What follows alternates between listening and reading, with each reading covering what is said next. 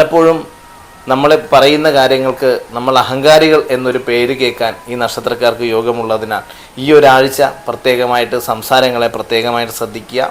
വ്യാഴത്തിൻ്റെ രാശിമാറ്റം ഇവർക്ക് കൂടുതൽ ഭാഗ്യസിദ്ധി വരുന്നതാണ്. അപ്രതീക്ഷിതമായ ധനനേട്ടത്തിന് ഈ ഒരാഴ്ച ഇടം നൽകിയേക്കാം. ധനം അധികമായി ചെലവഴിക്കാതിരിക്കാനും കൂടി പ്രത്യേകം ശ്രദ്ധിക്കേണ്ടതാണ്.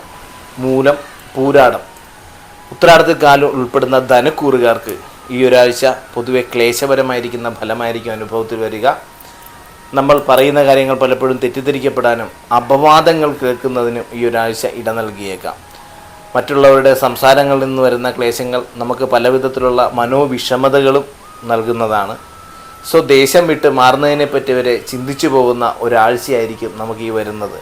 വ്യാഴത്തിൻ്റെ അഷ്ടമത്തിലേക്കുള്ള മഴമാറ്റം എല്ലാ വസ്തുക്കളുടെയും നാശത്തെയും അപവാദത്തെയും ഈ ഒരു മാസക്കാലം നൽകുന്നതിനാൽ അതിൽ കൂടുതലായിട്ട് ഈ ഒരാഴ്ച ഫലത്തെ പ്രത്യേകമായിട്ട് ശ്രദ്ധിക്കണം.